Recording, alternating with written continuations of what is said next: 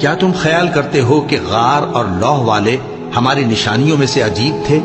جب وہ نوجوان غار میں جا رہے تو کہنے لگے کہ اے ہمارے پروردگار، ہم پر اپنے ہاں سے رحمت نازل فرما اور ہمارے کام میں درستی کے سامان مہیا کر۔ تو ہم نے غار میں کئی سال تک ان کے کانوں پر نیند کا پردہ ڈالے رکھا، یعنی ان کو سلائے رکھا۔ پھر ان کو جگہ اٹھایا تاکہ معلوم کریں کہ جتنی مدت وہ غار میں رہے دونوں جماعتوں میں سے اس کی مقدار کس کو خوب یاد ہے۔ ہم ان کے حالات تم سے صحیح صحیح بیان کرتے ہیں۔ وہ کئی نوجوان تھے جو اپنے پروردگار پر ایمان لائے تھے، اور ہم نے ان کو اور زیادہ ہدایت دی تھی اور ان کے دلوں کو مربوط یعنی مضبوط کر دیا۔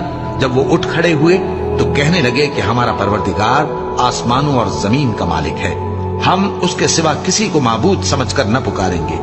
اگر ایسا کیا تو اس وقت ہم نے بے عقلی کی بات کی۔ ان ہماری قوم کے لوگوں نے اس کے سوا اور معبود بنا رکھے ہیں، بھلا یہ ان کے معبود ہونے پر کوئی کھلی دلیل کیوں نہیں لاتے؟ تو اس سے زیادہ کون ظالم ہے جو اللہ پر جھوٹ باندھے؟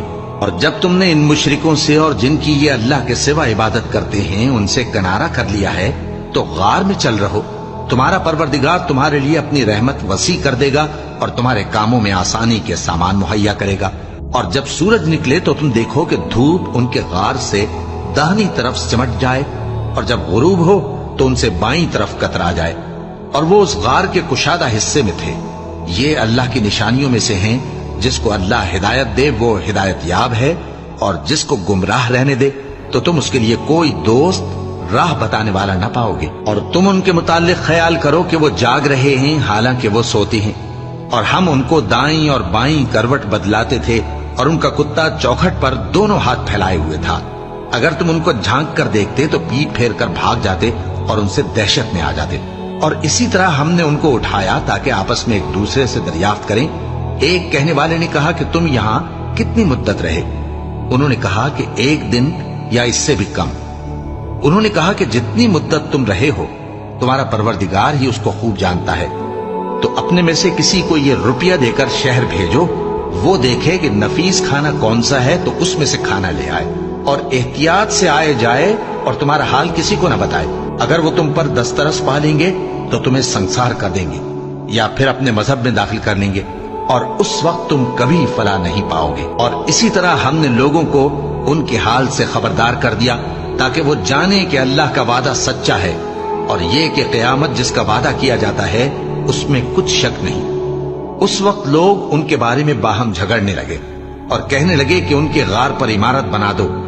ان کا پروردگار ان کے حال سے خوب واقف ہے۔ جو لوگ ان کے معاملے میں غلبہ رکھتے تھے وہ کہنے لگے کہ ہم ان کے غار پر مسجد بنائیں گے۔ بعض لوگ اٹکل پچو کہیں گے کہ وہ 3 تھے اور چوتھا ان کا کتا تھا، اور بعض کہیں گے کہ وہ 5 تھے اور چھٹا ان کا کتا تھا، اور بعض کہیں گے کہ وہ 7 تھے اور 8واں ان کا کتا تھا۔ کہہ دو کہ میرا پروردگار ہی ان کے شمار سے خوب واقف ہے، ان کو جانتے بھی ہیں تو تھوڑے ہی لوگ جانتے ہیں۔ تو تم ان کے معاملے میں بحث نہ کرنا مگر سرسری سی بحث، اور نہ ان کے بارے میں ان میں سے کسی سے کچھ دریافت ہی کرنا، اور کسی کام کی نسبت نہ کہنا کہ میں اسے کل کر دوں گا، مگر انشاءاللہ کہہ کر یعنی اگر اللہ چاہے تو کر دوں گا۔ اور جب اللہ کا نام لینا بھول جاؤ تو یاد آنے پر لے لو، اور کہہ دو کہ امید ہے کہ میرا پروردگار مجھے اس سے بھی زیادہ ہدایت کی باتیں بتائے۔ اور اصحاب کہف اپنے غار میں 9 پر 300 سال رہے۔